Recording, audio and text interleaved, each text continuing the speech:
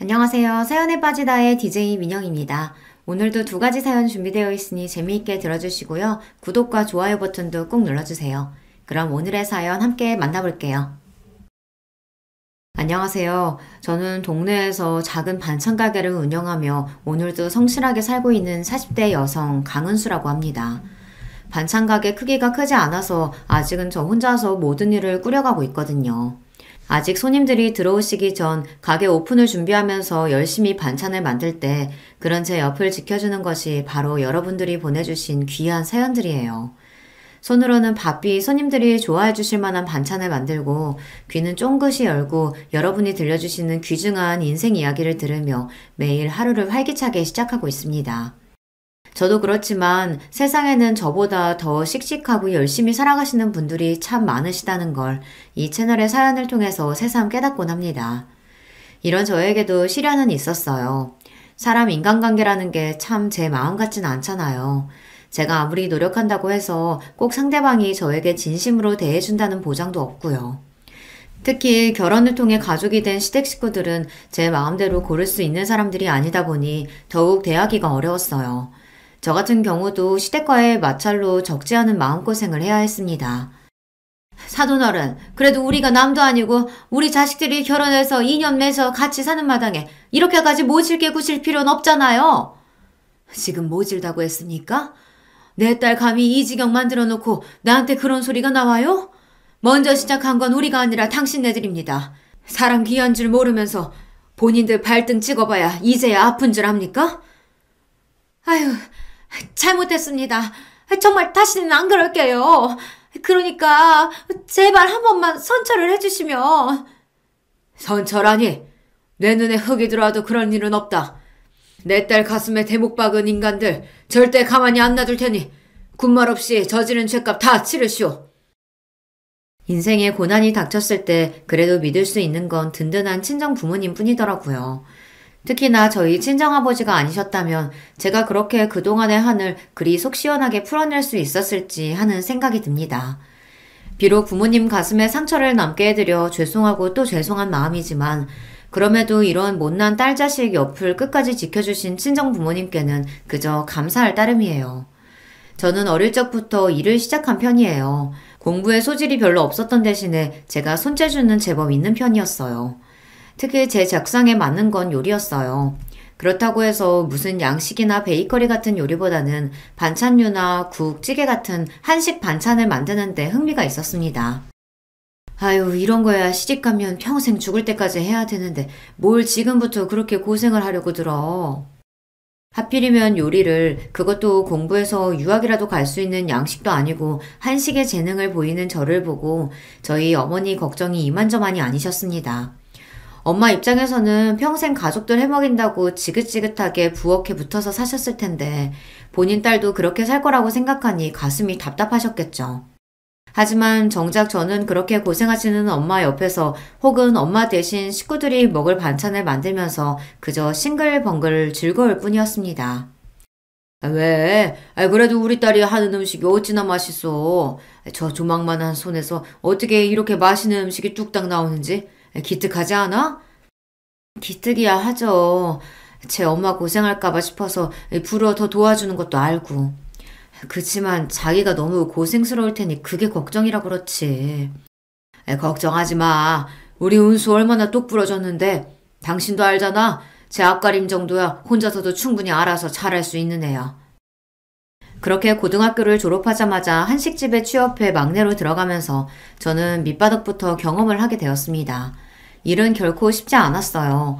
본격적인 조리를 첨가하는 것 또한 쉽지 않았지만 그 외에 허드렛 일이 정말이지 끝도 없었습니다. 바쁘기도 바빴지만 힘써야 할 일도 워낙 많았기 때문에 온몸에 파스를 달고 살아야 했어요. 그럼에도 불구하고 음식을 하는 근처에서 일할 수 있다는 것만으로도 즐거웠습니다. 비록 손에는 칼에 베인 크고 작은 상처들이 수두룩하고 맨날 근육통을 달고 사는 딸 자식을 보며 속상해하시는 부모님이셨지만 말입니다. 아유, 이 꽃다운 나이에 손이 이게 뭐람. 내 새끼 이 어린 나이부터 벌써 돈 번다고 고생 많다. 에이, 고생은 무슨. 젊어서 고생은 사서도 한다잖아. 나는 나 하고 싶은 거 공짜로 배우는 거나 다름없는데 이만하면 수지 맞은 장사지. 말이나 못하면 아유 제발 다치지만 마 다치지만. 알았어 조심할게요. 사실 제가 처음 일하러 들어간 자리가 금방금방 사람이 빠지는 자리이긴 했어요. 그만큼 노동의 강도도 센 편이고 정말 이 일을 제대로 배워보겠다는 마음가짐을 가진 사람이 아니면 오래 버티기가 힘든 자리였습니다. 그런 자리에서 갓 고등학교 졸업한 제가 악착같이 버티고 있는 걸 보자 늘 엄하기만 하셨던 사수분들도 차츰 제게 정을 주시기 시작했어요. 은수가 우리 막내보다도 어린데 어쩜 이렇게 손이 야무지고 성실한지. 나중에 크게 돼도 정말 크게 될 거야. 두고 보라니까. 그래. 은수가 참 요즘 애들 같지 않지. 이왕이면 우리도 이렇게 성실한 후배한테 하나라도 더 가르치면 보람이 있지. 감사해요. 저 정말 열심히 할게요. 그렇게 딸버린 제게 정을 주시며 아껴주신 선배님들 덕분에 첫 직장에서 제 평생의 밑거름이 될 만한 많은 지식을 배울 수 있었습니다. 지금도 반찬 가게에서 그 레시피를 일부 사용하고 있어요. 그러니 저한테는 은인이나 다름없는 분들이시죠. 취직도 하고 연차도 좀 쌓이고 일하느라 바빠서 돈 쓸 줄도 몰랐던 탓에 월급은 고스란히 통장에 들어 있었습니다. 제 월급이 어느 정도 모이자 엄마가 말씀하셨어요. 하도 쓰는 데가 없으니 버는 족족 모이는구나. 우리 딸이 이렇게 고생해서 번 돈인데 엄마가 다른 건 해줄 거 없고 어떻게든 우리 딸내미 열심히 번 돈 불릴 수 있게 한번 최선을 다해 굴려볼게. 저희 엄마가 재테크에 일가견이 있으신 편이었거든요. 저희 집이 그렇다고 재산이 그렇게 많은 편이 아니다 보니 큰 수익까지는 기대하기 어려웠지만 그래도 엄마가 주식이나 펀드 등으로 투자하신 곳에 실패한 적이 없었어요. 그러니 저도 믿고 맡겼죠. 아무렴 저희 엄마가 제일 귀하게 생각하시는 게 저인데 제 돈 허투루 다루시겠어요? 그런 의심은 해본 적도 없습니다. 엄마가 알아서 잘 굴려줘요. 어차피 나는 재테크라고는 젬병이고 은행에 저금할 줄밖에 모르는데 그러느니 엄마가 굴려주면 나야 고맙지. 그러고는 엄마한테 돈 맡긴 것도 잊어버리고 열심히 일 배우며 성실하게 살아갔습니다.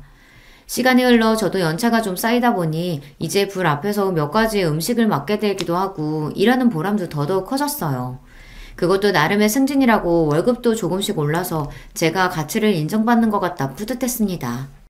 남편을 처음 만난 건 제 경력이 5년차를 넘어갈 무렵이었어요. 평소에 제 사수분들이 워낙 저를 예뻐해 주셨기 때문에 누구에게 말을 꺼내도 제 얘기를 좋게 해주시는 편이었습니다. 진짜 저보다도 더 저를 고평가해 주시는 것 같아 민망하긴 했지만 어쨌든 그건 역시 선배들의 애정이라고 생각하니 기분은 좋더라고요. 남편은 제가 일하던 한식당의 납품업체 직원이었습니다. 저보다 먼저 저에 대한 남편의 호감을 알아챈 선배분들이 은근히 저를 부추기셨습니다. 오대리가 사람이 참 성실하고 괜찮아. 헛짓한 성격도 아니고 은수 너랑은 딱이다 딱. 그렇게 반쯤은 호기심으로 반쯤은 주변의 부추김에 등 떠밀려 남편과 교제를 시작하게 되었습니다. 남편 역시 어려서부터 일을 시작한 사람이었어요. 저 같은 경우에는 제가 하고 싶은 일이 확고해서 그런 거였지만 남편은 사실상 집안 환경 때문에 반쯤 떠밀리듯 사회생활을 시작한 사람이었습니다. 아버지께서 보증을 잘못 써시는 바람에 저희 어렸을 때 집이 한바탕 뒤집어진 적이 있었어요. 빚이 꽤 많은 편이었는데 지금은 어느 정도 정리가 되기는 했지만 그 여파가 무시할 수 없는 수준이라 자라는 내내 넉넉하지는 못한 환경이었어요. 공부를 그렇게 썩 잘하는 편까지는 아니었어도 대학을 못 갈 수준까지는 아니었는데 집에서 대학 학비까지 기대하기는 어려운 형편이었죠. 그러다 보니 지금은 이렇게 일만 하고 있네요. 저야 제 선택에 의해서 대학 진학을 스스로 포기한 거지만 남편 입장에서는 가고 싶음에도 불구하고 환경이 받쳐주질 않아 울음을 삼키고 포기했던 대학이니 아쉬움이 남을 수밖에 없겠다는 생각이 들었습니다. 그래서 제 딴에는 위로의 뜻으로 남편에게 말했어요. 그래도 제 역시 참 대단하네요. 가고 싶었던 대학 환경 때문에 가지 못하게 됐으면 원망하는 마음이 들 수도 있고 부모님께 반항심이 생길 수도 있는데 그거 생산적인 방향으로 돌려서 일찍부터 자기 일을 시작한 거잖아요. 직업에 귀천이 세상에 어디 있겠어요. 제 한 몸 스스로 건사하면서 나쁜 짓 안 하고 성실하게 일하면 무슨 일이든 다 귀한 일인 거죠. 우리 재혁씨 참 기특하네. 기특해. 나 참 나같이 별 볼 일 없는 사람한테도 그렇게 이야기해주고 은수씨 마음 씀씀이가 참 고와요. 저랑 몇 살 차이도 나지 않았지만 그래도 몇 년 사회생활을 더 했다고 조금은 사회에 찌든 느낌도 있었던 남편이었습니다. 그런 남편에게 이런 식의 칭찬을 해준 것도 제가 처음이었다고 했습니다. 어쩜 제 자식이 가정형편 때문에 이리 고생하는데도 부모가 한번 다독여주지도 않았는지 남편이 안쓰러운 마음이었습니다. 만난 지 5년이 넘어갈 무렵 갑작스레 아이가 찾아왔을 때도 당황스럽기는 했지만 불안한 마음이 들지는 않았습니다. 그만큼 제게 단단한 믿음을 준 남편이었으니까요. 오래 만나면서 양가에서도 저희 결혼을 이미 기정사실로 여기고 계셨기에 결혼까지 이르는데 걸릴 만한 것도 없었습니다. 너 배부르기 전에 웨딩드레스 입으려면 빨리 준비해야 돼. 더 미루려고 들지 말고 최대한 빠른 날짜로 잡아. 특히나 시댁에서 무서운 기세로 결혼을 밀어붙이셨습니다. 그런 거 치고는 아들 장가 보내면서 신혼집이나 혼수나 너무 인색하게 군다는 인상을 주는 시어머니긴 하셨지만요. 하지만 남편에게 그동안 들어온 바가 있었으니 솔직히 크게 기대한 건 없었습니다. 우리 집에서 해주는 게 너무 없어서 미안해.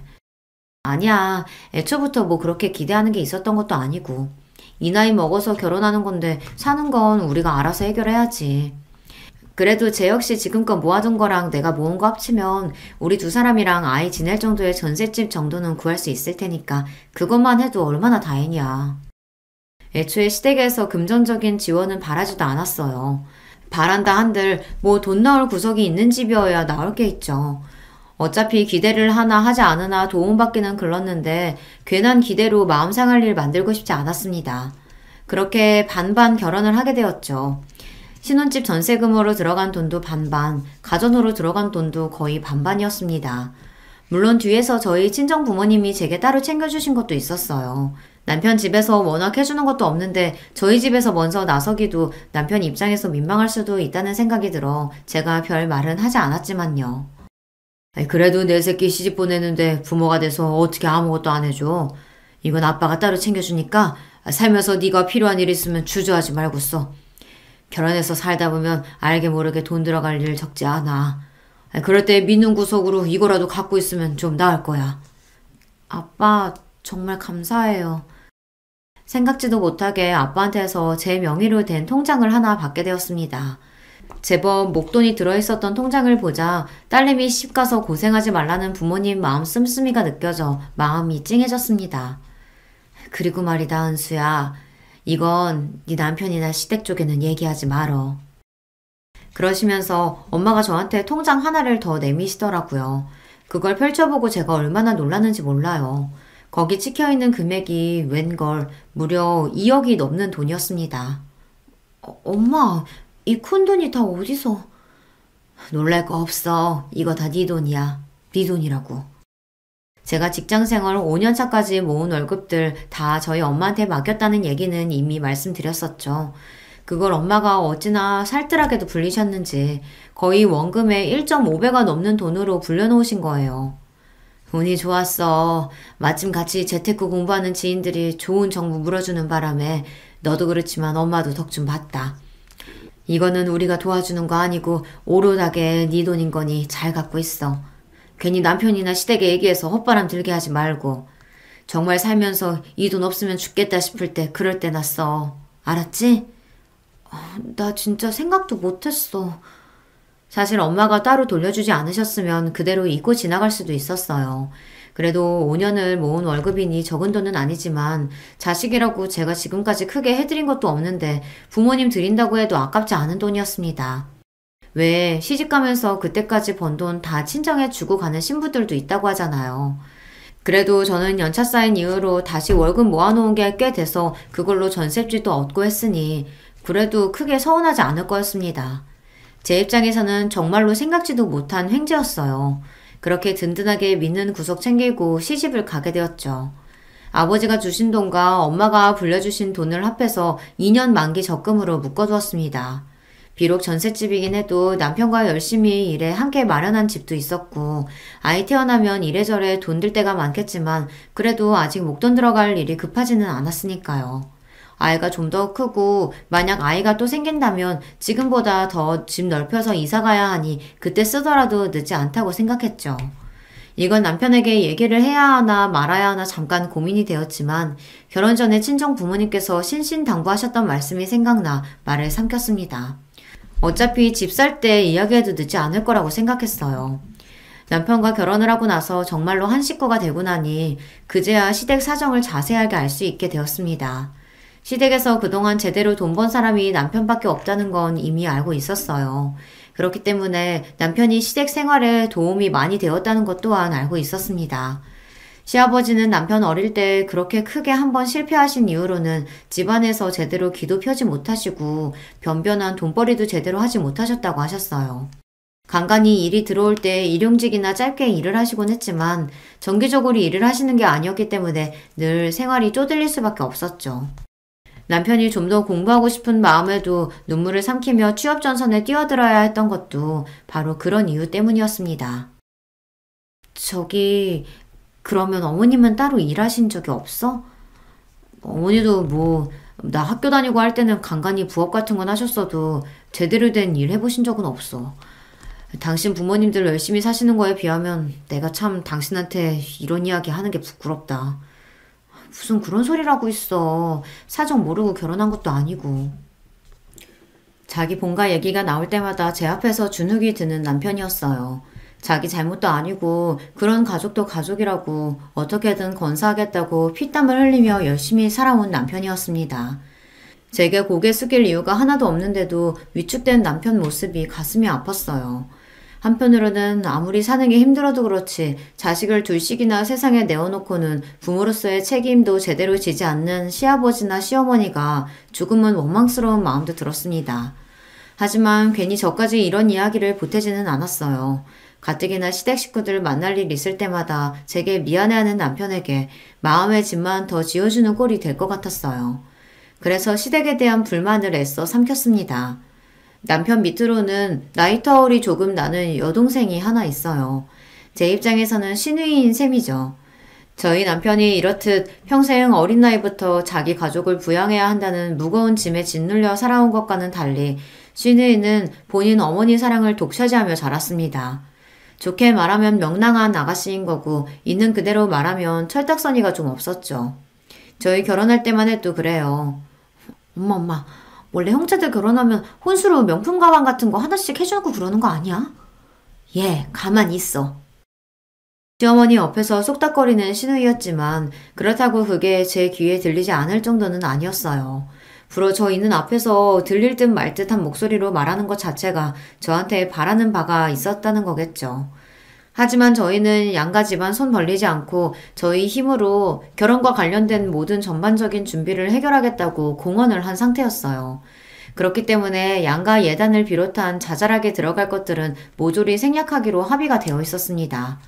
물론 그렇다고 해도 결혼하는 마당에 양쪽 부모님한테 아무것도 안 할 수는 없어서 부모님 포함 시누이까지 결혼식 날 입을 만한 좋은 옷 한 벌씩은 이미 다 해드린 참이었습니다.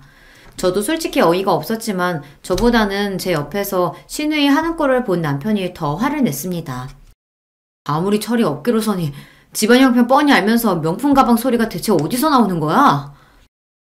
저희끼리 남은 자리에서 평소 성격답지 않게 흥분하는 남편을 도리어 제가 달래야 했어요. 너무 그러지 마. 아직 나이도 어리고 이것저것 꾸미고 싶기도 할 나이잖아. 아직 결혼할 나이도 아니고 주변에 결혼한 사람도 없을 테니 대충 들은 소리 가지고 잘 몰라서 저러는 걸 거야. 모르든 말든 자기가 우리 결혼에 하는 게 뭐가 있다고 당신한테 그런 요구를 해.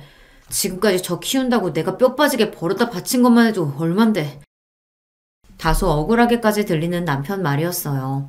하긴 부모라는 사람들이 제대로 자식 부양을 하지 않았는데 그거 결국 다 누구 몫이었겠습니까?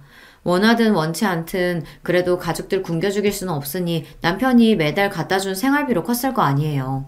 그거 생각하면 남편한테 고마워해도 모자랄 판에 솔직히 염치가 없는 소리가 맞긴 맞았죠. 지금까지야 그래도 한 집에 사는 가족이라고 좋든 싫든 그래도 나 낳아준 사람들이니까 이러고 살았다곤 하지만 나 앞으로는 절대 이렇게 안 살아.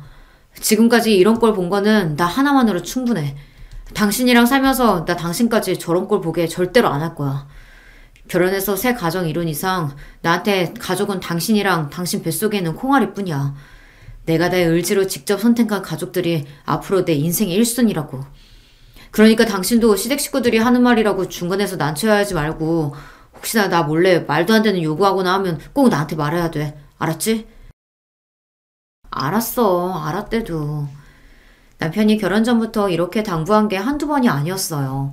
남편이 저렇게까지 저를 단속을 하는 걸 보면 시댁 식구들도 참 어지간하겠다 하는 생각이 들어 걱정스럽긴 했습니다.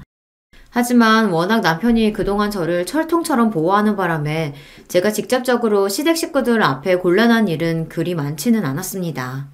솔직히 그리 마음에 드는 시댁 식구들이라고 하긴 어려웠죠. 하지만 누가 뭐래도 남편이 제 편이고 저렇게 자기 본가 가족들이 제 아내 불편하게 만들까봐 신경을 곤두세우는 사람인데 제가 저 사람 말을 믿지 누구 말을 믿겠어요. 그렇게 저희가 결혼하고 시간은 빠르게 흘러갔습니다. 조금 이르게 저희 부부에게 찾아왔던 뱃속에 있던 아이도 태어났어요. 그리고 저 역시 다시 직장으로 빠르게 복귀했습니다. 아이 낳은 지 얼마 되지도 않아서 제가 그렇게 좋아하던 일터로 다시 돌아갈 수 있었던 건 친정 부모님들 도움 덕이 8할 이상이었어요. 엄마, 내가 돌보미 분 구한다니까 그러네. 돌보미 분 구하는 건 구하는 거고 구해진다고 하더라도 그분이 24시간 돌봐줄 수는 없는 거잖아. 너 일하면서 밤에 잠도 제대로 못 자고 직장에서 절대로 못 버텨. 군소리 하지 말고 엄마가 도와준다고 할 때 그냥 그러려니 해. 그렇게 염치도 없이 친정어머니 도움을 받아가며 초보 엄마 아빠 생활을 시작하게 되었습니다. 장모님께 감사해서 어째. 우리 세윤이 보신다고 매일같이 여기까지 들리시는 것도 보통 일이 아닐 텐데. 내가 장모님 장인어른께 정말 염치가 없다. 이거 이번에 성과금 받은 건데 장인 장모님 보약이라도 한 채 지어드리자. 당신 저번에 어머님이 돈 부탁하셔서 해드리는 바람에 이번 달 용돈도 부족하지 않아? 아무리 부족해도 사람이 할 도리는 하고 살아야지. 괜찮아. 이런 데 쓰려고 버는 돈인데 뭐. 고마워 여보. 저보다도 저희 남편이 더 살뜰하게 저희 친정 부모님을 챙겼습니다. 결혼 이후로 남편이 저희 친정 부모님에 대해 정서적 거리가 많이 좁혀진 것 같았어요. 저희 연애할 때도 남편이 부모님께 잘하긴 했는데요. 그래도 결혼 이후로는 태도가 더욱 호의적으로 바뀌었습니다. 제 생각에는 아무래도 자기 본가 식구들하고 저희 친정 부모님이 비교가 많이 됐던 것 같아요. 남편이 결혼할 때부터 이제 가정 이루고 나면 생활비 같은 것도 예전처럼 많이 못 도와드린다고 시댁에 단단히 못을 박아두었어요. 그런 탓에 예전만큼은 아니지만 그렇다고 시댁에 정기적으로 수입이 있는 게 아니다 보니 여전히 야금야금 남편에게 손을 벌리는 시댁이었습니다. 남편 역시 그런 요구를 받을 때마다 화를 내면서도 그래도 가족이라는 굴레를 벗어나긴 쉽지 않은 일이다 보니 예전만큼은 아니어도 매번 어느 정도는 시댁을 챙겨드린다는 걸 알고 있었어요. 그러면서도 저한테 따로 도움을 요청하거나 혹은 시댁에서 저한테 따로 돈을 요구하지 못하도록 신경을 쓰는 남편이었습니다. 반면 그런 시댁과는 다르게 저희 친정에서는 저희 결혼 이후로 항상 뭐라도 보탬이 될 건 없을까 늘 저희에게 신경을 쓰셨습니다. 거기다 아이까지 봐주고 계셨으니 남편 입장에서는 얼마나 비교가 됐겠어요. 저희 가족들도 저희 친정 식구들이 그렇게 저희를 달리 대하다 보니 남편은 그걸 부끄러워하면서도 항상 저희 친정 부모님을 감사하게 생각하고 있었죠. 그런 남편하고 비교하면 도대체 같은 배에서 나온 사람이 맞나 싶을 정도로 하는 모양새가 판이하게 다른 시누이였습니다. 남편하고 나이 차이가 조금 있다고 해도 시누이 나이도 이제 어엿한 사회인으로서 제 몫을 다해야 할 시기였어요. 그럼에도 불구하고 가끔 알바 나가는 것 말고는 제대로 된 일자리를 구할 생각을 안 하는 시누이였습니다. 어떻게 하는 짓이 자기 부모랑 그렇게 똑 닮았는지 생각해보면 오히려 남편이 그 집안의 돌연변이가 아닌가 싶을 정도였죠. 제 오빠가 두 눈 시퍼렇게 뜨고 있는데도 몰래 눈치 봐가며 저한테도 몇 번 용돈을 타간 적이 있는 시누이였습니다. 언니, 내가 진짜 급해요. 이번만요. 네? 부탁 좀 할게요. 그렇다고 남편이 그렇게 신신당부를 했는데 제가 호구도 아니고 매번 시누이 부탁을 들어주진 않았습니다. 하지만 이게 참 항상 거절만 하기도 쉬운 일이 아니더라고요. 큰돈은 아니었지만 그것도 야금야금 모아보면 액수가 그리 적진 않았을 겁니다. 한 번은 그걸 남편한테 들키는 바람에 시댁이 발칵 뒤집혔었어요. 오제, 너 정신머리가 있어 없어? 네가 지금 나이가 한두 살 먹은 어린애야? 이 정도까지 해줬으면 이제 너도 네 앞가림은 알아서 네가 해야 할 거 아니야. 나도 모자라서 어디 네 새언니한테까지 손을 벌려? 그래도 제 오빠 무서운 건 알았는지 찍소리도 못하고 뒤에서 저만 원망스러운 눈빛으로 바라보는데 솔직히 어이가 없었죠. 꼭 제가 제 오빠한테 일러바치기라도 한 것처럼 쳐다보는데 잘못은 자기가 했지 제가 했나요? 돈 쓰고도 좋은 꼴 못 보는 거 보니 제가 괜한 짓을 했다 싶었습니다. 그런 저를 보고 창피하지도 않은지 시어머니가 남편에게 소리를 빽 질렀어요. 아니, 얘가 가져가면 뭘 얼마나 가져간다고 애를 그렇게 쥐잡듯이 잡아. 재혁이 너도 참 그러는 거 아니다. 네 가정 생겼다고 네 동생이랑 어미의 아비는 어떻게 살든 신경도 안 써? 내가 널 어떻게 키웠는데? 어떻게 키우다뇨. 나한테 그런 소리 하면 안 되죠. 그러는 나야말로 지금까지 어떻게 살았는데. 그간의 서름이 터졌는지 원망을 쏟아놓는 남편 눈시울이 붉어졌습니다. 이러다 또 괜히 내 남편만 상처받지 싶어 얼른 끼어들어 말렸어요. 여보 그만해. 그만하고 가자. 응? 내가 나 하고 싶은 거 포기해가며 그동안 이만큼 했으면 됐지. 간신히 이룬 가족까지 깨트리고 싶어서 그래요? 도대체 나한테 왜 이러는 거야? 그렇게 따지면 우리라고 뭐 서운하는 거 없는 줄 알아? 예, 내 아들이 너랑 결혼하고 나서 우리한테 얼마나 찬바람이 쌩쌩 부는지 뒤에서 네가 부추기기라도 한 거 아니야? 어머니! 남편이 경악에 찬 목소리로 소리를 질렀습니다. 할 거면 나한테만 해요. 나한테만. 이 사람까지 잡으려 들지 말고. 며느리 보기 창피하지도 않아요?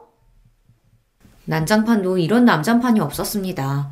자식 이렇게 서럽게 해서 좋을 게 뭐라고 대체 시어머니의 심리 상태를 이해할 수가 없었어요. 그러면서도 철딱선이 없는 자기 딸은 얼마나 감싸는지 막내딸만 자식이고 저희 남편은 자식이 아니랍니까?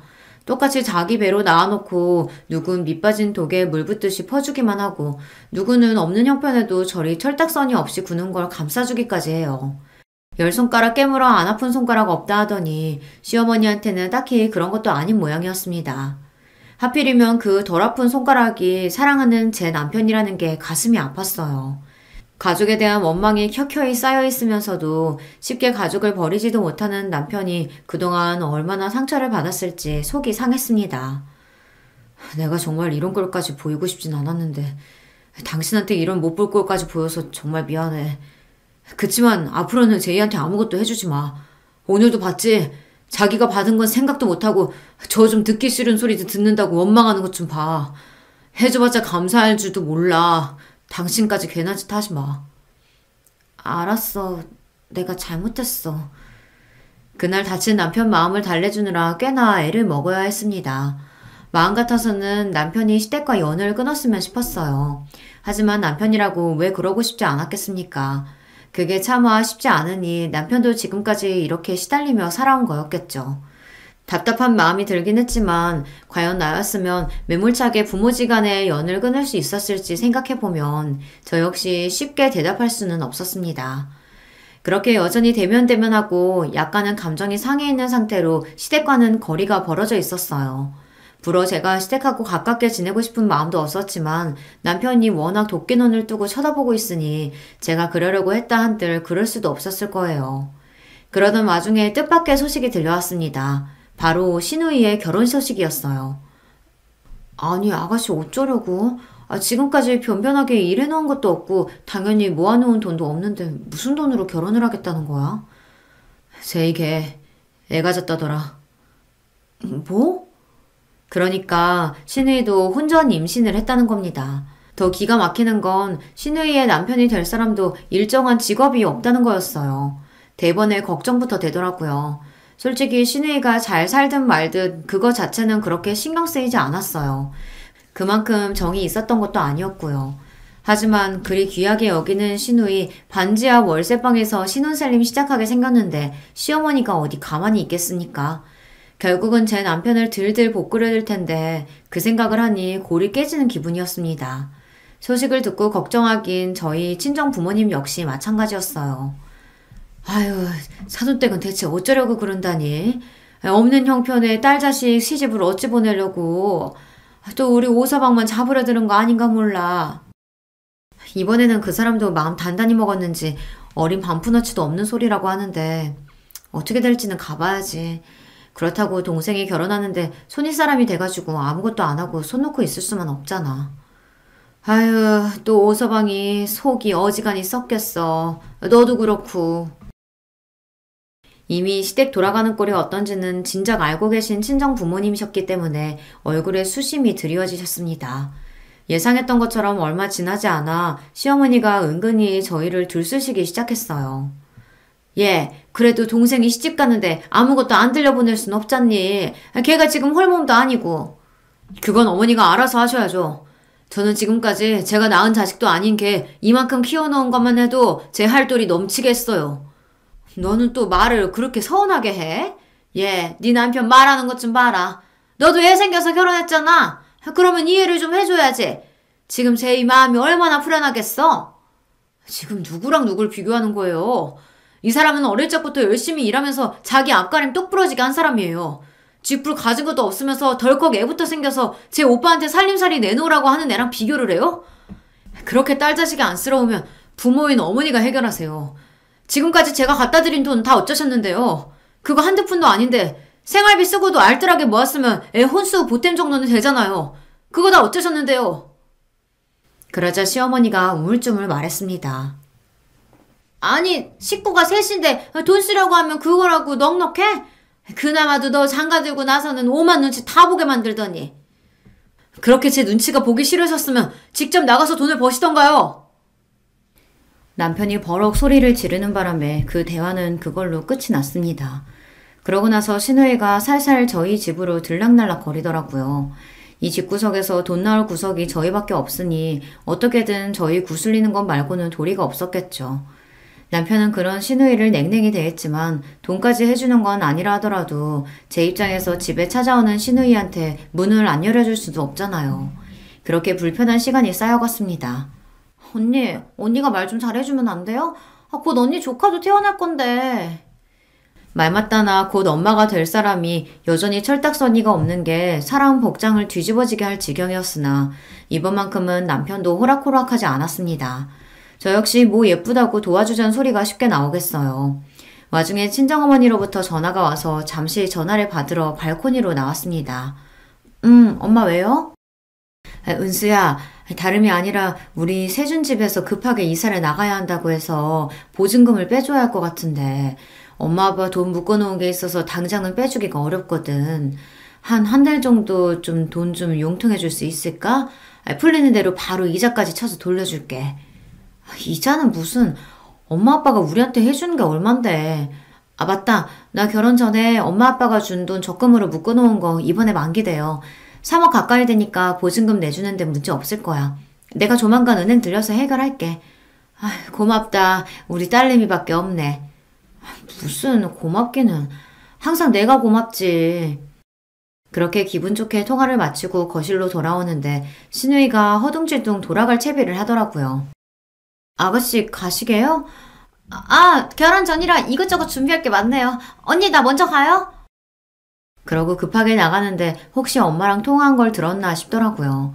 돈 얘기 들으면 눈 뒤집힐 거 뻔하니까 일부러 발코니 문도 닫고 통화했는데 설마 들었겠나 싶었습니다. 하지만 제 이런 생각이 얼마나 아니랬는지 깨닫는 데는 불과 며칠이 걸리지 않았어요. 너 적금 탄다며? 한두 푼도 아니고 3억이나 되는 돈을 받으면서 어른한테 이야기도 안 해? 저희 집까지 쳐들어와서는 마치 저한테 맡겨놓은 돈 찾는 것처럼 구는 시어머니였습니다. 시어머니 뒤로 고개만 빼꼼 내밀고 숨어있는 시누이는 덤이었죠. 제가 조심을 한다고 했는데 어떻게 저 적금 탄다는 소리를 들었는지 그 소리 듣고 눈이 뒤집혀서 헐레벌떡 제 어미한테 달려간 거였어요. 저는 기가 막혔습니다. 제가 적금 타는 걸 어머니께 보고해야 할 필요는 없죠. 얘 말하는 것 좀 봐. 어떻게 그럴 필요가 없어. 그게 다 내 아들 돈일 텐데. 저도 모르게 너무 기가 차서 헛웃음이 나왔습니다. 이게 왜 그 사람 돈이에요? 이거 제가 결혼 전에 모은 돈이에요. 그 사람하고 같이 모은 돈이라고 한들 어머니가 이렇게 맡겨놓은 돈이라도 된 것처럼 하실 권리는 없지만 결혼 이후로 모은 돈은 한 푼도 들어가지 않은 순전히 100% 제 돈이라는 말씀이에요. 그동안 제가 열심히 일하면서 모은 거 저희 부모님이 열심히 불려주신 제 돈이에요. 그 말을 듣는 순간 책 잡을 거리가 떨어져서인지 멈춰서서 당황해하는 시어머니였습니다. 하지만 이내 다시 뻔뻔하게 저에게 외쳤어요. 그래도 우리 집에 시집 왔으면 그것도 다 우리 재산인 거지. 너 그 돈 좀 써야겠다. 제가 너무 어이가 없어서 대꾸도 못하고 경악한 표정으로 쳐다보고 있자 시어머니가 또다시 뻔뻔하게 입을 열었습니다. 넌 네 시누이가 결혼하는 거 뻔히 알면서 그 큰 돈을 타서 입 싹 씻고 넘어가려고 했어? 니들이 안 해주면 얘 홀몸도 아닌데 길바닥에 나앉게 생겼어. 어떻게 오랍이고 올케라는 인간이고 이렇게 매정할 수가 있는지? 아휴, 애 신혼집이라도 좀 해주게. 그 적금 타면 나한테 가지고 와라. 이쯤 되니까 저도 좋은 말로 해서는 안 되겠더라고요. 결혼 후 처음으로 시어머니 앞에서 큰 소리를 쳤습니다. 제가 왜 그걸 가지고 가요? 어머님이 저 이 돈 모으는데 단 한 푼이라도 도와주신 거 있으세요? 무슨 권리로 저한테 돈을 내놔라 마라 하시는 거예요? 정말 창피하지도 않으세요? 지금까지 제 남편이나 저한테 야금야금 가져간 돈만 해도 적지 않은 액수인데 이제는 아무 상관도 없는 제 돈까지 욕심내세요? 바락바락 대드는 제 목소리에 시어머니 얼굴이 불그락 푸르락 변했습니다. 그러더니 손바닥을 확 쳐들어 제 뺨을 내리쳤어요. 저도 너무 놀라서 온몸이 덜덜 떨렸습니다. 그렇게 정신을 차리지 못하는 저에게 시어머니가 미친 여자처럼 소리를 질렀어요. 감히 어디서 시애미 앞에서 소리를 치고 있어? 넌 이 친정에서 그따위로 가르쳤니? 이게 돈 몇 푼 가지고 유세를 떨어도 유분수지? 야! 너 그렇게 잘났어? 내 아들이 네 편 좀 들어주니까 아주 세상에 무서운 게 없지? 내가 진작 네 버릇을 고쳐놨어야 하는 건데 어른 무서운 줄도 모르고 감히? 사람이 너무 화가 나니까 오히려 말문이 턱턱 막히더라고요. 그런 제 꼴을 보고 제 어미 뒤에 숨어있던 시누이가 슬그머니 제 엄마를 부추겼습니다. 아, 엄마, 이쯤 했으면 언니도 알아들었겠지. 그쵸? 언니가 하도 집안 어른 무서운 줄도 모르니까 엄마도 얼마나 마음이 상하셨겠어요. 엄마, 그만하고 가자. 언니도 이만하면 엄마 뜻 잘 알아들었을 거야. 언니, 그러면 은행 갔다 와서 연락 줘요. 네? 그러고는 제 엄마를 끌고 가는데 저한테 감히 손찌검을 한 시어머니도 시어머니지만 저 돈 있다는 걸 알고 지 어미까지 끌고 와서 감히 제 돈으로 시집가기 전에 한 미쳐 뽑으려드는 저 시누이란 인간도 그만 잡아 죽이고 싶어졌습니다. 그 두 인간이 폭풍처럼 휘몰아친 자리에서 차마 눈물조차 터트리지 못하고 부들부들 떨며 서 있었어요. 얘 은수야, 너 왜 그러고 섰어?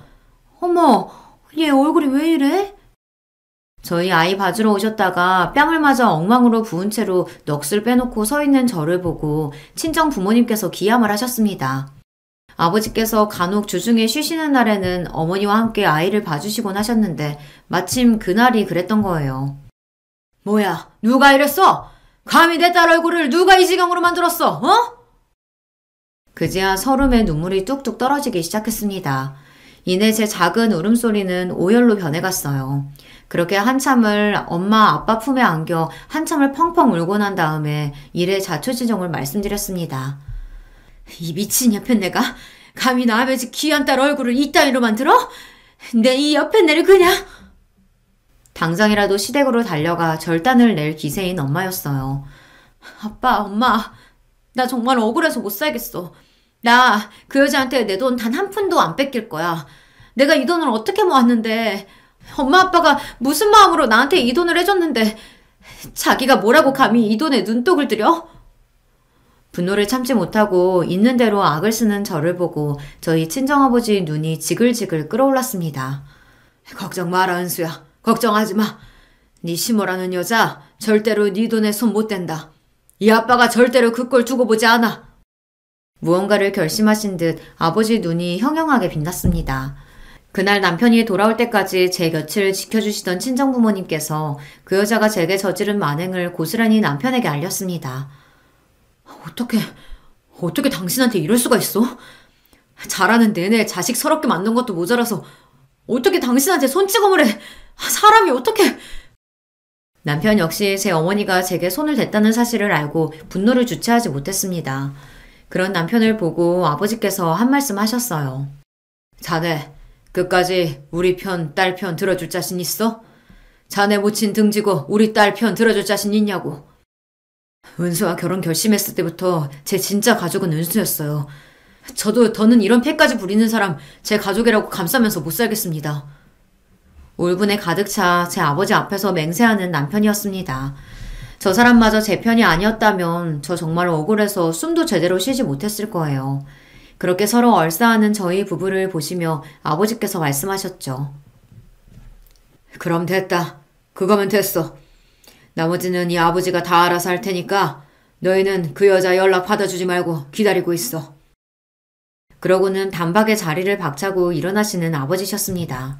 모르긴 몰라도 절대 조용하게 지나갈 수 없으리란 예감이 강하게 들었죠. 저희 아버지가 평소에 다정하고 상냥하신 분이기는 해도 한번 마음먹은 것은 집요하게 물고 늘어지시는 분이셨습니다. 그런 성격 탓에 업무적으로도 아버지를 신뢰하시는 동료분들이 많았고요. 그로부터 며칠 지나지 않아 남편에게 경찰서로부터 연락이 왔습니다. 네? 저희 어머니가요? 올 것이 오고야 말았구나 하고 생각했어요. 저는 그 길로 남편과 함께 연락받은 경찰서를 향했어요. 그곳에는 이미 저희 친정아버지가 장승처럼 당당하게 버티고 서 계셨습니다. 왔네. 들어가자. 앞서 들어가신 아버지를 따라 저희 부부도 경찰서 안으로 들어갔어요. 그러고는 차가운 유치장 철장 안에 갇힌 시어머니를 목도하고 말았죠. 재혁아, 얘 아가, 나 좀 꺼내줘. 이 엄마 좀 꺼내다오. 어? 뭐예요? 대체 무슨 짓까지 했길래 여기서 이러고 있는 거예요? 제 어미에 대한 일말의 동정심도 없는 말투로 남편이 싸늘하게 물었습니다. 곁에 서 있던 남편에게 연락을 준 형사가 말했어요. 불법 도박장에서 현장 검거당하셨습니다. 여기 들어오면서부터 얼마나 시끄럽게 난리를 치던지 아주 정신이 없어 죽겠어요. 그 말에 남편 눈이 획 돌아버렸습니다. 도박? 지금 도박이라고 했어요? 평생 아들 등골 빼먹으며 살더니 그동안 갖다 준 돈으로 도박까지 했단 말이야? 정말 제정신이야? 아무리 남편이 결혼 이후로 시댁에 보내는 돈이 줄었다고 하더라도 절약해서 아껴 쓰면 새 식구 입에 풀칠하지 못할 정도의 돈은 아니었습니다.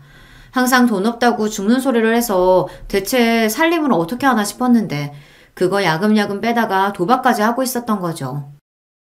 아니, 나는 얼마 하지도 않았어. 내가 그럴 돈이 나 있어? 그저 사는 거 팍팍하고 웃을 일 없으니까 차투리 돈 조금 남은 거 가지고 몇 번 기운 뗀 거밖에 없어. 정말이야. 무슨 판돈은 적어도 도박장을 제 집처럼 드나든다는 증언을 한 사람이 한둘이 아니에요. 형사가 코웃음을 쳤습니다. 그러더니 저와 남편을 안쓰럽다는 듯 바라보고 그러시더라고요. 도박은 죽은 자식이 와도 못 고쳐요. 남은 가족들이라도 멀쩡하게 살고 싶으면 이만 끊어내는 게 신상에 이로울 겁니다. 그러더니 혀를 찢차며 다른 용의자에게 건너가셨습니다. 여전히 철장을 양손으로 부여주고 덜덜 떨고 있는 시어머니 앞으로 저희 아버지께서 척 가서 서셨습니다. 꼴 좋네요. 남의 집 귀한 딸 얼굴을 그렇게 패서 뭉개놓더니 내 귀한 딸 그렇게 업신여기고 아무 일 없이 지나갈 수 있을 줄 알았습니까? 분노에 찬 아버지 목소리가 쩌렁쩌렁 울렸습니다.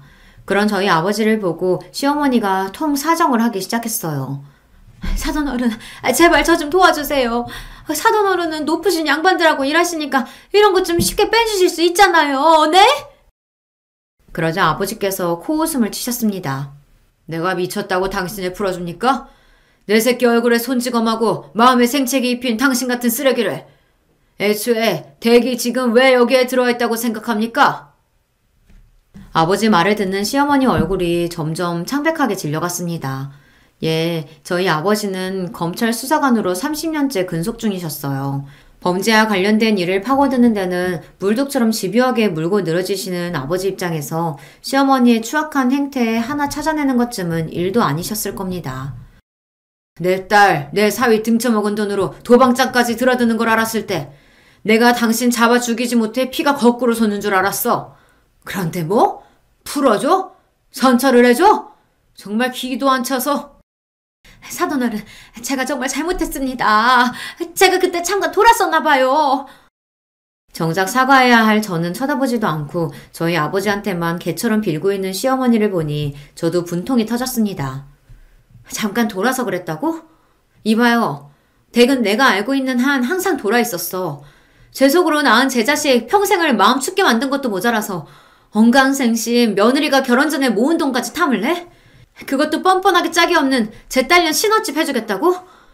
내 남편이 도대체 당신한테 뭘 그렇게 잘못했어? 당신이 그러고도 사람이야? 남편 역시 더는 시어머니를 사람 대접하지 않았습니다. 설마하니 우리가 여기서 당신 빼내줄 거라고 기대는 하지 말아요. 감히 내 아내한테 손댄 그 순간부터 나는 이제 어머니는 없습니다. 내 가족 해치려던 인간들과는 이대로 영영 인연 끊을 거란 소리입니다. 아시겠어요? 그 길로 저희는 시댁과 모든 연을 끊었습니다. 더는 사고 수습해줄 멀쩡한 자식이 없으니 유치장에서 몸 갈려가며 한참을 고생한 시어머니였습니다. 이 지경이 되어서야 겨우 내 남편 저런 인간들에게서 풀려났다 생각하니 그것만으로도 다행이라 생각하기로 했어요. 쥐뿔 가진 것 없는 시누이가 결혼식도 못 올리고 제 남편과 쪽방살이를 한다고 할 때도 본인 주제에는 그것도 넘친다 싶었죠. 결혼해서 얼마 같이 살지도 못하고 이혼당했다고 했을 때도 그러려니 했습니다. 애초에 누군가와 가정을 이루고 살아갈 정신머리가 안 되는 여자였어요. 이 모든 사달의 시발점이 된 제 적금은 제 오랜 꿈이었던 저만의 가게를 마련하는 데 썼습니다. 이야기 시작할 때 말씀드렸던 바로 제 반찬 가게이죠. 아침마다 저를 차로 출근시켜주는 남편과는 여전히 다복하게 잘 지내고 있습니다. 이제야 저희 가정도 제자리를 찾은 기분이에요. 오늘 제가 들려드릴 이야기는 여기까지입니다. 여러분들도 가족분들과 좋은 하루 되시길 바라며 이야기를 마치겠습니다. 감사합니다. 안녕하세요. 저는 경기도에 살고 있는 60대 후반 할아버지입니다. 요즘은 뭐 그 정도 나이면 한창인 나이다 라고들 하는데 저는 젊은 시절에 고생을 좀 많이 해서 그런가 원래 나이보다 더 들여 보여서 정말 할아버지 같아요. 고생한 이야기를 간단하게 좀 하자면 아내가 둘째를 낳다가 난산으로 세상을 일찍 두고 두 딸을 혼자 키워왔습니다. 아이들을 위해서라도 새엄마가 필요한가 싶었던 적도 많았지만 그때는 새장가를 들면 새부인이 저희 아이들을 괴롭힐 것 같은 생각이 들었어요. 왜냐면 저도 사실 어릴 적 어머니가 집을 나가시고 새로 들어오신 어머님이 저에게 좋게 해주시진 않았었거든요. 그거에 대한 좋지 않은 기억이 있습니다. 그래서 혼자 아이들을 키웠어요. 물론 먼저 간 아내에게 미안해서 새로운 사람을 만나기 힘들었던 것도 이유 중에 하나입니다. 그 시절에 흔치 않은 연애 결혼이었거든요. 아이들은 너무나 고맙게도 건강하게 잘 자라주었습니다. 그리고 저에게 참 잘하는 효녀들이었어요. 엄마 없이 컸다는 것에 대한 불만이나 그늘이 있을 법도 한데 전혀 그렇지 않았습니다. 아빠, 혼자 애 둘을 키운다는 게 얼마나 힘든 건지 내가 결혼하고 아이를 낳아보니 더 잘 알겠더라. 첫째 아이는 결혼을 하고 아이를 낳고 나서는 저에게 고맙다 이야기하며 정말 펑펑 울었습니다. 저는 그 마음이 너무 고마웠고요. 젊은 시절부터 안 해본 일 없이 다 해가며 고생한 덕에 여기저기 아는 사람들이 참 많았고 그런 사람들의 덕을 많이 보며 살았습니다. 아이들을 혼자 키운다고 여기저기서 반찬도 많이 해주고 또 아이도 봐주시는 분들도 많았고요. 물론 저도 받고만 살았던 건 아닙니다. 도울 일이 있으면 언제나 제일 먼저 뛰어가서 도왔어요. 한 번은 옆집에 살던 친한 아우의 집에 갔다가 그 친구의 목숨을 살려준 일도 있었습니다. 심근경색으로 쓰러진 걸 제가 빨리 발견해서 살려냈었거든요. 병원에 도착해서 치료를 받는데 의료진들이 정말 2, 3분만 더 늦게 왔어도 큰일 났었을 거라고 하더군요. 다행스럽게도 그 아우는 별일 없이 회복했고 그 집안 사람들은 저를 정말 은인으로 생각했어요. 형님, 정말 제가 평생의 은인으로 모시고 이 빚은 정말 두고두고 갚겠습니다. 그 아우는 원래 참 부지런하고 열심히 사는 친구였는데 그런 사람들이 언제나 성공을 하잖아요. 그 아우도 크게 성공해서 지금은 저희 지역에서는 모르는 사람이 없는 중견기업을 운영 중입니다. 한 그룹의 사주가 된 거죠. 늘 형님 필요하신 거 있으면 편하게 이야기하라고 했지만 사실 누군가에게 부탁을 하고 하는 일을 편하게 하는 편의 사람은 아니라서 늘 말만으로도 고맙다고 했었습니다. 주변에 그런 사람들만 있어 그런지 저는 참 인복이 많다 생각하며 살았습니다. 첫째 사위도 참 좋은 사람이었거든요. 늘 아버님 하며 저를 챙겼습니다. 호탕하고 사람 좋고 큰 아이에게도 참 잘하고요. 아이들이 제 아빠를 따르는 것만 봐도 좋은 남자에게 시집을 잘 보냈구나 싶어 참 마음이 놓였어요. 문제는 둘째 사위였습니다. 어느 날 결혼을 하겠다고 둘째가 데려온 사위감이 참 마음에 들지 않았습니다. 무엇보다 딸아이에게 막대하는 것 같은 그 태도가 마음에 들지 않았어요. 어른 어려운 줄 몰라 하고 말도 생각나는 대로 다 뱉는 그 성격도 말입니다. 민정이는 저랑 결혼하는 게 복이죠. 좋다고 하도 그래서 제가 결혼해주는 거거든요. 어느 부모가 귀하게 키운 딸이 그런 소리를 함부로 하는 사위에게 시집을 보내고 싶어 하겠습니까? 저도 저지만 지 언니도 동생을 말렸어요. 언니가 매번 말했잖아. 네가 더 좋아하는 사람이랑은 결혼하면 안 된다고. 너를 더 좋아하는 사람을 만나라고. 근데 나는 저 사람이랑 결혼하고 싶어. 내가 좋아하는 사람이랑 사는 게 행복한 거지. 좋아하지도 않는 사람이랑 결혼을 왜 해? 둘째는 정말 막무가내였어요. 분명히 고생할 게 뻔해 보였기 때문에 저와 큰아이가 번갈아가며 타이르려 했지만 소용없었습니다. 그럼 연애를 좀 더 해보고 결혼을 하는 게 어떻겠니? 그러다 저 사람이 마음 바뀌면 어떡해? 지금도 내가 졸라서 하자고 하는 건데. 그니까 그건 졸라서 하는 결혼은 하는 게 아니라니까. 너무 좋은 걸 어떡해. 나 저 사람이랑 결혼 못하면 죽을 것 같단 말이야. 도저히 설득이 되지 않았어요. 허락해주지 않으면 도망이라도 가서 결혼하겠다 으름장을 놓는 작은 딸에게 져줄 수밖에 없었습니다. 자식 이기는 부모가 어딨겠어요. 결혼하고 철드는 남자들도 많으니까. 나는 진짜 모르겠어. 아직도 안 했으면 좋겠는데. 내가 잘 교육해볼게. 모든 집안 식구들의 걱정을 한 몸에 받으며 작은 딸은 그렇게 모두가 달가워하지 않는 결혼을 했어요. 도대체 그래서 일은 언제 시작한다고 하던? 내가 자리 소개시켜 줄 수 있다고 말은 전했어? 그중 제일 마음에 들지 않는 것이 바로 제 밥벌이를 제대로 하지도 또 제대로 할 생각도 없어 보인다는 것이었어요. 작은 딸이 혼자 벌어 집안 생활을 책임졌습니다. 그럼에도 불구하고 자기 남편에게 큰 소리 한번 제대로 못하는 것 같아 보였어요. 정말 속이 터졌지만 매번 이렇게 말하는 통에 간섭을 할 수가 없었습니다. 다들 절대 그 사람한테 싫은 소리 하지 마. 나 진짜 그 사람 없이는 못 산단 말이야. 큰아이는 그 모습에 답답해 죽으려 했고 저는 너무 속상했지만 그래도 뭐 어떻게 할 수 있는 방법이 없었어요. 그러던 중에 작은아이가 임신을 했습니다. 그러면서 더 이상 일을 하지 못하게 되었어요. 원래 작은아이가 주는 돈으로 집에서 놀고 먹던 둘째 사위가 어느 날 저에게 와서 그러더군요. 아버님이 소개시켜 주신다는 그 회사가 어떤 회사인가요? 드디어 일할 마음이 생겼나 싶어 기뻤습니다. 아이 아버지가 되면 철이 드는 경우도 있다고 하더니 사람이 달라지나 보려구먼. 그리고는 제가 목숨을 살려줬던 그 친구 회사에 부탁해 취직을 시켜줬어요. 물론 그 회사 사주가 저와 지인이라는 이야기는 작은 사위에겐 하지 않았습니다. 아직은 믿음이 완전히 가지 않았기 때문에 그걸 무기 삼아 회사에 혹여 피해를 줄까 싶었거든요. 하지만 걱정과 달리 작은 사위는 회사에 잘 적응하는 듯 했어요. 전에 듣기로는 일도 곧잘 한다고 하더군요. 진짜 정신을 차렸나 보네. 사람 고쳐 쓰는 거 아니랬는데 나는 아직 더 봐야 할 것 같아. 그래도 요즘은 형님 하면서 나한테 연락도 자주 해. 다음 주에 술 한잔 하기로 했는데? 거기서 당신이 요즘 무슨 생각을 하고 사는지 좀 물어나 봐. 그리고 며칠 뒤 큰아이가 전해주기로는 작은 사위가 자기도 이제 한 가정의 가장이 된다는 실감이 확 들면서 책임감이 생겼다고 하더라는 말을 했다고 하더군요. 아이의 아빠가 된다는 걸 가볍게 생각했었는데 작은 아이를 따라간 산부인과에서 아이 심장 소리를 들으니 자기가 이제 진짜 아빠가 된다는 생각과 함께 인생을 대하는 마음가짐이 확 바뀌었다고 말이죠. 정말 반가운 소식이었습니다. 그래서 그 뒤로는 큰 사위와 작은 사위를 불러 셋이서 종종 술도 마시며 잘 지냈어요. 셋이서 이렇게 술 한잔하는 날도 오네요. 그러게나 말이네. 제가 그동안 너무 격조했죠. 앞으로는 이런 자리 자주 가져요. 그렇게 평화로운 나날들이 지속됐습니다. 이제는 정말 좋은 일만 있을 줄 알았어요. 하지만 그건 섣부른 판단이었습니다.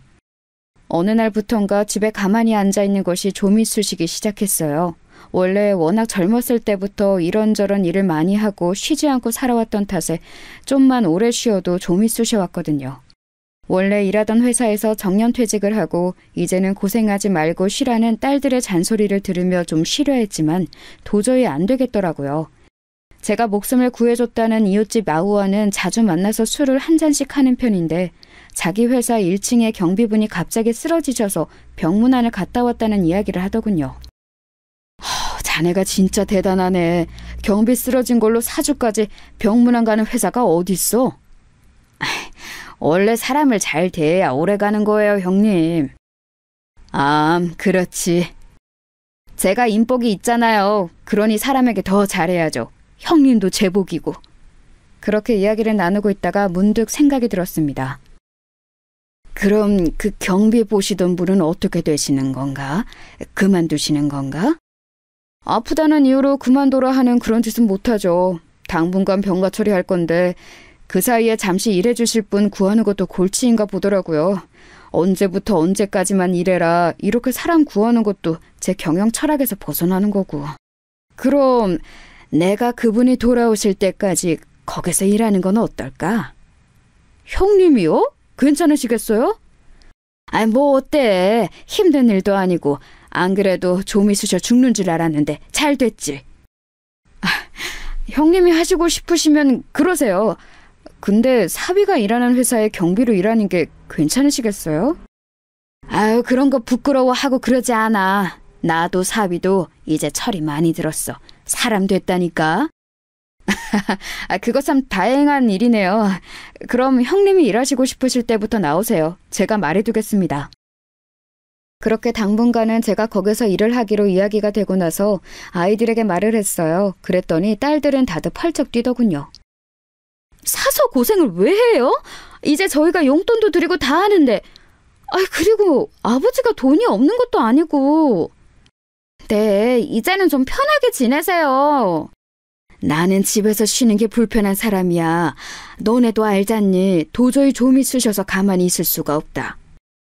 큰딸이 한숨을 쉬면서 고개를 절레절레 젓더군요. 예전에 사두었던 땅이 많이 올라서 집에 재산도 꽤 되었고 큰딸이 돈을 잘 버는 변호사에 작은 딸아이도 육아휴직을 내놓은 회사가 대기업이었거든요. 용돈을 늘 두둑히 받았기에 아이들은 더 이해를 할 수 없어 했습니다. 자식들 잘 키워놓고 이제 그 덕 좀 보고 사시지. 왜 고생을 하시겠다고.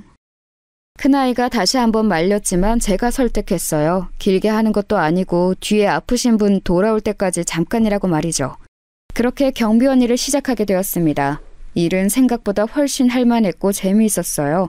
함께 일하는 다른 분들도 다들 좋으신 분들이었고 1층에서 인사를 주고받는 회사 직원분들도 다들 친절했습니다. 아우가 자기는 회사 직원을 뽑을 때 인성교육을 제일 확실하게 시킨다고 했던 게 기억이 나더군요. 여기 직원분들이 진짜 다들 친절해서 다른 곳에서 일할 때 생각하면 정말 천국 같아요. 그니까요. 막 뭐 먹으라고 가져다주고 그런다니까요. 전에 다른 회사에서 청소할 때는 맨날 무시받고 그랬었는데. 새로운 사람들과 수다를 떨고 매일매일 출근할 곳이 있고 내가 일할 수 있다는 게 생각보다 더 큰 삶의 활력이 되더라고요. 참 즐거웠습니다. 물론 그런 회사에도 이면이 있는 듯 했지만 말입니다. 그래도 이런 회사에도 할 건 다들 하더라고요. 할 거라니요? 불륜도 하고 그래요. 아이고, 회사에서 하라는 일은 안 하고. 그러게나 말이에요. 어느 회사와는 마찬가지로 별별 일이 다 있는 듯 했습니다. 그렇게 별 대수롭지 않게 그 일을 넘겼어요. 그래선 안 됐는데 말입니다. 작은 사위에게는 제가 이 회사의 경비로 일한다는 사실을 말하지 않았거든요. 어디에 취직한 건 아는데 자세하게는 이야기하지 않았습니다. 딸아이도 굳이 말하지 않은 것 같았고요. 그래서 처음 1층에서 마주쳤을 때는 작은 사위가 굉장히 당황하는 얼굴이었어요. 그리고 아는 척을 하려고 했는데 빨리 자리를 뜨더군요. 그리고 나중에 집으로 찾아와서 그러더라고요. 회사에서는 아버님이 제 장인 어른이라는 걸 모르는 게 좋지 않을까요? 처음에는 왜 그러나 혹시 장인이 경비로 1층에서 일하는 게 부끄러워서 그런가 하는 생각이 들었습니다. 뭐 그렇대도 어쩔 수 없었지만 말입니다. 꼭 굳이 아는 척을 해야 하는 것도 아니고 또 그런 사위의 마음이 이해가 가지 않는 것도 아니었거든요. 안 그래도 제가 어디 낙하산이냐 이런 말이 팀 내부에서 말이 좀 나오긴 해서요. 장인어른까지 이 회사에서 일하시는 걸 사람들이 알게 되면 그 소문이 더 크게 날 것 같아서 부탁드리겠습니다. 그런 일이 있는 줄은 몰랐구먼. 그래. 그러면 내가 모른 척을 해야지. 당연히. 그런 이유는 상상을 하지 못했기 때문에 되려 미안한 감정이 들더군요. 그리고 둘째 사위 말대로 모른 척을 하는 게 맞겠다는 결론을 내렸습니다. 그리고 회사에서 마주쳐도 모른 척을 했어요. 작은 사위는 회사 생활을 아주 잘하고 있는 것처럼 보였습니다. 마주칠 때마다 함께 다니는 직원들과 사이도 아주 좋아 보였고 말이죠. 회사에서도 아주 잘하는 것 같더라고. 그래요? 진짜 정신을 차렸나? 이제는 믿어도 될 것 같아. 제 말에 큰딸은 여전히 의심스러운 얼굴을 하긴 했지만 저는 가까이서 보니 작은 사위가 더 신뢰가 갔습니다. 사람들에게 잘하는 모습을 보고 말이죠. 아빠가 그렇다면 그런 거겠죠. 아빠 사람 잘 보시잖아요. 그렇게 또 몇 개월이 지나고 어느새 작은 딸아이의 산달이 다가왔어요. 작은 아이는 육아휴직을 다 쓰면 회사에 다시 복귀를 할지 말지를 두고 고민을 하는 듯 보였습니다. 무조건 복귀해야지. 무슨 소리를 하는 거야. 네가 그 회사에 얼마나 힘들게 들어갔는데. 게다가 거기가 좀 좋은 회사니? 월급도 네 남편 2배 아니야.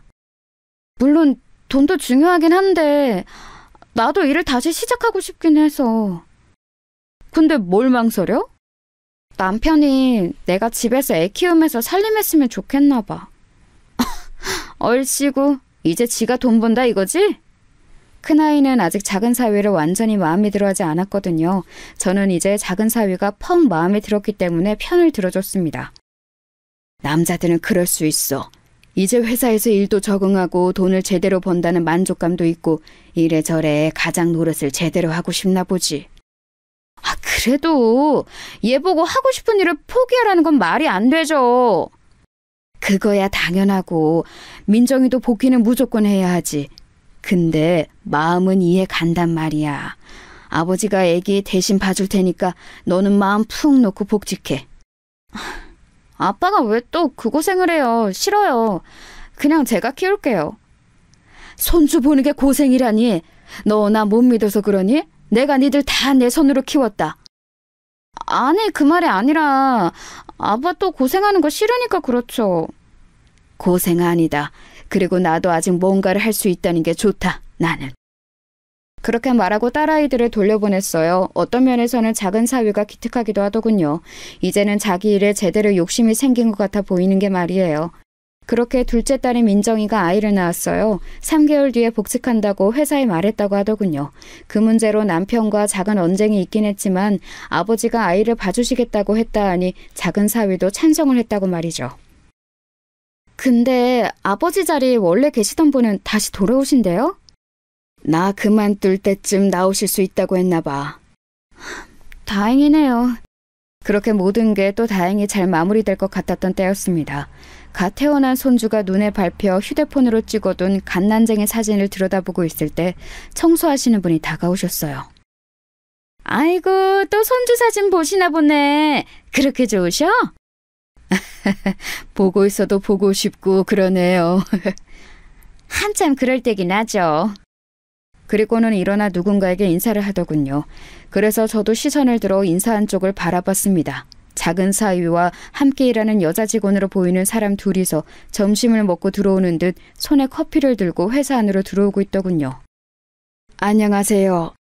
그래서 꼬박 인사를 했더니 작은 사위와 그 여자 직원이 저를 향해 고개를 까딱하고는 건물 위로 올라갔습니다. 그 두 사람이 사라지고 제가 다시 휴대폰을 내려다보며 청소하시는 분께 손주 이야기를 더 하려고 고개를 들었는데 그분이 제 사위와 여자 직원이 사라진 곳을 빤히 쳐다보고 계시더군요. 왜 그러세요? 그랬더니 눈을 여전히 그곳에서 떼어내지 못한 채 앉으며 속삭이듯 말하더군요. 저 사람들이잖아요. 네? 뭐가요? 왜? 제가 전에 우리 회사에 유명한 불륜 커플이 있다고 했잖아요? 네. 그게 저 둘이에요, 저 둘. 그 말을 듣는 순간 머리를 누구한테 한 대 맞는 기분이 들었습니다. 전에 이야기했던 그 맨날 붙어먹는다는 불륜 커플이 제 사위라니요. 믿을 수가 없었습니다. 에이, 그거 확실한 거요? 제가 애써 부정하려는 듯 묻자 청소부가 단호하게 말하더군요. 저 둘 맞아요. 이미 회사에서는 아는 사람들은 다 알걸요? 그리고 저 둘이 비상구에서 쪽쪽거리는 걸 내가 봤는데! 그때부터는 사실 어떤 정신으로 거기에 앉아서 그 이야기를 듣고 있었는지 기억이 정확하게 기억이 나지 않아요. 둘 다 유부남 유부녀인데 간독하지. 지들은 아무도 모르는 줄 알걸요? 사실 다 알고 뒤에서 수근거리는데 둘인 법인카드로 모텔도 간다고 막 직원들이 떠드는 것도 들었다니까. 이씨! 어디 가요? 그대로 회사를 나와 작은 딸을 보러 갔습니다. 왜 그랬는지는 모르겠지만 당장 딸아이의 얼굴을 봐야 할 것 같았어요. 하지만 병원에 도착해서는 병실 안으로 들어가지 못한 채 한참을 앉아 있었습니다. 그렇게 얼마간을 앉아 있었을까요? 누군가가 다가오는 느낌에 고개를 들었어요. 작은 사위더군요. 장인어른? 오셨으면 들어가 계시지. 왜 여기 이러고 계세요? 사람 좋아 보이는 얼굴을 하고 저에게 와서 넉살 좋게 이야기를 하는 사위의 얼굴을 보니 제가 낮에 들었던 이야기가 현실이 맞는지 모르겠더군요. 그래서 생각했습니다. 내 눈으로 확인할 때까지 믿을 수 없다고 말이죠. 그래, 들어가지. 병실에 함께 들어가 작은 사위가 딸아이에게 하는 행동을 유심히 봤어요. 하지만 정말 다정한 남편이었습니다. 자기의 아이를 보고 활짝 웃는 모습도 말이죠. 그래. 아니야. 아니겠지. 아빠 뭐가? 뭐가 아니야? 아무것도 아니야. 그렇게 오늘 들었던 이야기를 애써 부정하며 집으로 돌아갔어요. 아이고, 이씨 얼굴이 왜 이래? 한숨도 못 잔 사람 마냥. 어제도 갑자기 그러고 나가서 연락도 안 돼서 걱정 많이 했어. 아이고, 죄송합니다. 몸이 좀 안 좋아서. 뭘 죄송하기까지. 그럴 수도 있지. 우리 나이에는 진짜 건강 잘 챙겨야 해. 진짜 큰일 나.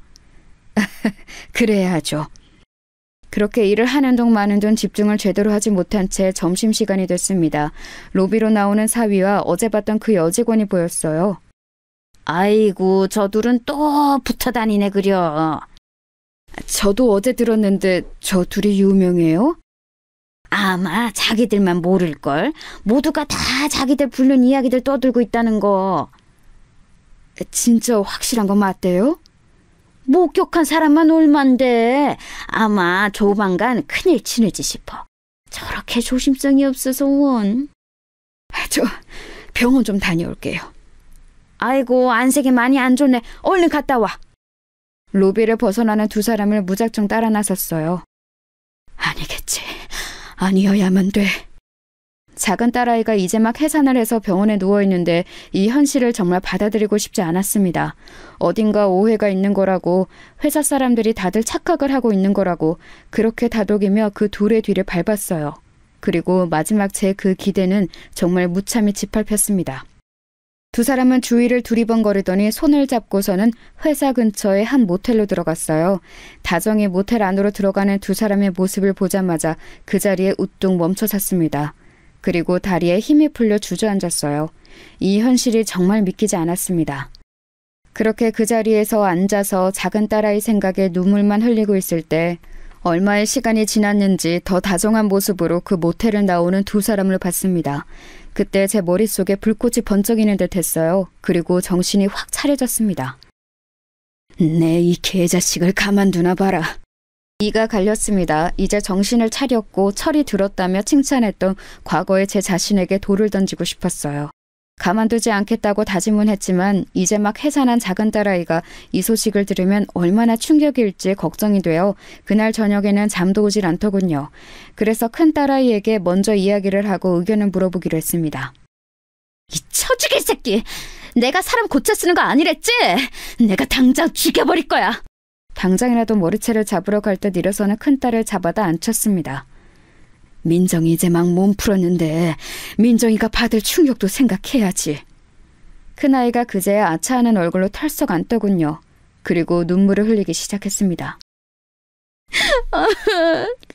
민정이 불쌍해서 어떡해. 내 동생 불쌍해서 어떡해. 불쌍할 거 없다. 그런 나쁜 놈이랑 빨리 갈라서고 새 인생 살면 돼. 우리 민정이가 뭐가 부족해서. 큰아이는 한동안 앉아서 한참을 울었어요. 저도 눈물이 났습니다.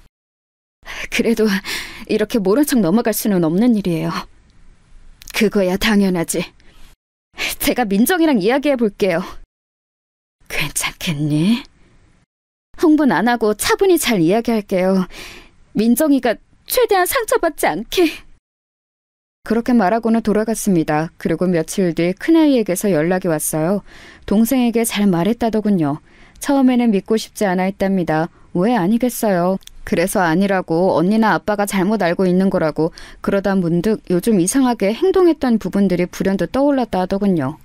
휴대폰 전화를 자기가 없는 곳에서 받는다든지 부쩍 늘어난 출장 같은 것들 말입니다. 이상하다 생각했지만 별 생각 없이 넘겼던 일들이 다르게 생각하니 다 그것 때문이었던 것 같다고 말이죠. 그리고 더 이상 남편의 얼굴을 보기 싫어. 이유는 감기가 걸렸다고 옮는다고 조리원엔 당분간 오지 말라고 그랬다더군요. 그랬더니 거절도 한번 하지 않고 바로 알겠다고 하는 걸 듣고는 너무 화가 나서 울었다고 말이죠. 자기는 이제 더 이상 그 사람 꼴도 보기 싫으니 언니나 아빠가 다 알아서 하라고 이야기했다는 말을 전해 들었습니다. 그리고는 울면서 그때 언니와 아빠의 말을 들었어야 했다고 후회했다고 하더군요. 결혼 생활 내내 왜 그러고 살았나 후회하면서 말이죠. 언제나 자기가 더 좋아해서 언제나 자신의 약자였다고요. 그 이야기를 듣는데 정말 눈물이 났습니다.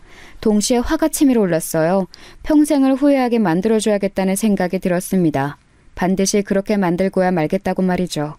다음 날 작정을 하고 회사를 출근했어요. 이씨, 오늘 어딘가 비장해 보이는데? 그래요? 그니까 오늘 분위기가 어딘가 다른 것 같은데? 무슨 일 있어요? 없어요. 그렇게 말하고는 로비에서 사위가 나타나기만을 기다렸습니다. 하지만 엇갈렸는지 제가 상당히 일찍 왔음에도 불구하고 출근길에서는 보지 못했어요. 그리고 어느덧 점심시간이 다가왔습니다. 식사하러 안 가요? 아, 네, 가야죠. 하면서 아직 나타나지 않은 사위를 기다리는데 마침 엘리베이터에서 내리더군요. 마찬가지로 옆에는 그 여자 직원과 함께 말이죠. 아이고, 저 양반은 저렇게 티를 내고 다녔어야 우원. 그런 이야기를 들으며 자리에서 벌떡 일어났습니다. 그리고 사위 쪽을 향해 소리쳤어요. 아이고, 박서방! 회사에서 보니 반갑네. 제 그 인사에 둘째 사위가 눈을 동그랗게 뜨고서는 저를 바라보더군요. 그리고는 당황한 듯 주변을 두리번거리더니 서둘러 그 여직원과 밖으로 나갔습니다. 그 모습을 보던 동료 경비원이 지금 뭐하냐는 듯한 얼굴로 저를 바라봤어요. 박서방이라니 그게 무슨... 둘째 사위예요. 제 그 답에 동료 직원분의 눈이 더 이상 커질 수 없게 커지더군요. 저에게 둘째 사위 불륜 어쩌고 하는 이야기를 다 했으니 놀랄만도 했겠죠. 아이고, 나는 그것도 모르고 아우, 괜한 소리를 늙어서 주책을 부렸구먼. 괜찮습니다. 알아야 할 일이었는데요. 저 망할 놈의 자식 가만히 안 두려고요. 저의 그 말에도 동료분은 자신을 계속 자책하듯 미안하다는 말만 반복하시더군요. 그래서 정말 괜찮다고 수십 번 말해줬습니다. 그리고 곧 사위에게 전화가 왔어요. 무표정한 얼굴로 받았습니다. 장인어른, 대체 왜 그러신 거예요? 내가 뭐? 회사에서는 모른 척 해달라고 분명히 부탁드렸었잖아요. 나도 모르게 반가워서 그랬나 보네. 미안하네. 진짜 조심해 주세요. 같이 있던 직원한테 그냥 둘러댔으니까 앞으로는 꼭이요. 그래. 하지만 저는 전혀 그럴 마음이 없었습니다. 사위는 이번에는 다른 직원들과 여럿이 어딜 가는 듯 우르르 로비로 내려왔어요. 그리고는 저를 슬쩍 보고는 가더군요. 그 모습을 보고 다시 한번 벌떡 일어났습니다. 그리고는 사위를 향해 소리쳤어요. 아이고, 박서방! 지금 퇴근하나? 민정이 병원에는 오늘은 가나? 분명히 낮에는 이제 아는 척하지 않겠다고 해놓고 다시 이러니 저 양반이 노망났나 하는 얼굴로 저를 바라보더군요. 그리고는 무슨 일인지 수근거리는 주위 직원들을 보고 얼굴이 벌개지더군요. 욱한 듯 화를 참지 못하는 얼굴로 저벅저벅 저에게 다가왔습니다. 진짜 왜 이러세요? 내가 뭐? 아무렇지 않은 얼굴로 내가 무슨 잘못을 했는지 모르겠다는 듯 대답했어요. 그랬더니 화가 많이 난 듯 보이더라고요. 노망 나셨어요? 내가 내 사위한테 박서방이라고 그러니까 뭐? 아는 척할 수도 있지. 제가 일부러 그렇게 큰 소리로 말하니 그 자식은 더 부끄러운 듯 자기 얼굴을 감싸주더니 뒤를 흘킬 보며 눈치를 다시 한번 보더군요. 그 사이에는 바람난 그 여직원도 함께 있었습니다. 아는 척하지 마세요. 쪽팔린다고요. 이렇게 직접적으로 말을 해야 알아들으시겠어요? 진짜 왜 이러세요? 네? 원래 본인의 성질을 참지 못하고 험악한 얼굴로 저에게 그렇게 소리 지르더군요. 그 모습을 옆에서 가만히 보고 있던 동료 경비원이 사위의 행동을 더 이상 참지 못한 듯 벌떡 일어났습니다. 사위가 장인에게 할 말이 있고 못할 말이 있지. 자네 지금 뭐 하나? 요즘 젊은 것들은 하여간. 그 경비원의 말을 듣고는 사위는 눈이 돌아가듯 보였습니다. 이 아저씨도 노망이 났나? 지금 1층에서 경비나 보는 주제에 이 회사 정직원한테 이래라 저래라를 해? 주제도 모르고? 단체로 미쳤어? 그러면서 동료 경비원분 어깨를 툭 치길래 화가 나서 더 이상 참을 수가 없었습니다. 저놈의 버르장머리를 제대로 응징해줘야 하겠다는 생각밖에 들지 않았어요. 자네 당장 나 따라와. 그렇게 말하고는 앞장서 걸었습니다. 잠시 뒤에서 가만 서서 상황 파악을 하는 듯 보이던 사위가 이내 저를 따라오더군요. 아니 지금 대체 무슨 짓을... 시끄럽고 따라와! 처음 보는 제 단호한 모습에 살짝 놀란 듯 하더라고요. 저는 곧장 엘리베이터를 타고 제일 위층을 눌렀습니다. 아니 지금 미치셨어요? 어딜 가시는 거예요? 작은 사위가 제가 누른 층을 보고 기겁을 했지만 아무 대답을 하지 않았어요. 당연히 놀랐겠죠. 그 층은 이 회장의 사주이자 제 친한 아우가 있는 층이니까 말입니다. 물론 저랑 친하다는 사실은 작은 사위는 몰랐지만요. 맨 위층에 도착해 무작정 들이닥치는 저를 보고 놀란 직원이 말릴 새도 없이 회장실로 들어갔습니다. 그리고는 소리쳤어요. 자네 직원들 인성관리를 대체 어떻게 하는 건가? 제 큰 목소리에 놀라서 아우가 저를 올려다봤습니다. 그리고 그보다 더 놀란 둘째 사위가 제 손목을 잡아 끌었어요. 진짜 미치셨어요? 아이고, 회장님 죄송합니다. 빨리 나가요. 나가서 마저 이야기하세요. 그렇게 저를 잡아 끌던 사위의 행동이 멈춘 건 회장, 그러니까 아우의 태도를 보고서였어요. 아이고 형님, 무슨 일로 여기까지 올라오셨어요? 내려오라 하시면 제가 당장 내려갔을 텐데. 그 말에 그 안에 있던 비서실 직원들과 사위 모두의 행동이 멈췄습니다. 내가 지금 그런 거 따질 정신도 기분도 아니고 자네! 하고서는 아우의 얼굴을 한 대 때렸어요. 물론 세게 때리지는 않았습니다. 하지만 정말 모두가 놀랐어요. 당연히 그랬겠죠. 1층에서 일하던 경비원이 회장실로 올라온 것도 모자라 그 회장이 경비원이랑 아는 사이 같은 것도 믿기지가 않을 텐데 그 경비가 회장 얼굴을 때리다니요. 이게 무슨 드라마 같은 상황인가 싶었을 겁니다. 뭔진 몰라도 형님이 이렇게까지 화가 많이 나신 거면 제가 무조건 잘못한 거겠죠. 뭐든 제가 무조건 잘못했고 형님이 하시라는 대로 하겠습니다. 근데 무슨 일이세요? 아우는 화난 기색이 하나도 없이 오히려 저에게 잘못했다 고개를 숙였고 그 모습에 또 모두들 한 번 더 놀란 것 같았습니다. 저는 제 손목을 잡고 있던 사위의 팔을 거칠게 떼어낸 다음 아우를 향해 말했어요. 자네가 자네 직원들 인성교육 하나는 제대로 시킨다 하지 않았나? 나쁘게 살던 사람들도 개과천선 시킨다고 자신만만해 했잖나. 근데 회사에서 불륜이라니. 그리고 경비 본다고 사람을 무시하고 말이야. 이런 직원들은 뭔가, 저희 그 말에 아우는 상황 파악이 된 듯 제 옆에 있던 사위를 보더군요. 사위가 움찔하는 게 느껴졌습니다. 저희 장인어른이랑 아시는 사이세요? 그 말에 아우가 사위를 한 번 쓱 보더니 어딘가 쌀쌀맞은 말투로 대답했습니다. 내 생명의 은인이자 가족만큼 소중한 형님이시지. 자네 이 회사 낙하산인 거 알지? 그거 내 낙하산이었어. 네? 작은 사위는 정말 몰랐다는 듯 눈이 휘둥그레졌습니다. 그리고는 그때부터 제 눈치를 보며 설설 기기 시작하더군요. 장인어른, 제가 정말 잘못했습니다. 뭔가 오해가 있으신 것 같으니 그건 저랑 따로 푸시고 일단은 고정하세요. 아까 밑에서는 노망이 났네 쪽팔리네 별소리를 다 하더니 왜? 지금은 내가 여기 사주랑 형님 아우 사이라고 하니 겁이 나? 사람 고쳐 쓰는 거 아니랬는데 내가 어쩌자고 너 같은 인간을 믿고. 그랬더니 다짜고짜 무릎을 꿇더군요. 그리고는 싹싹 빌기 시작했습니다. 오늘 일은 제가 정말 죄송합니다. 장인어른, 그리고 다른 말씀하신 일은 아무래도 오해가 있는 듯하니까 제 이야기 한 번만 좀 들어주세요. 오해?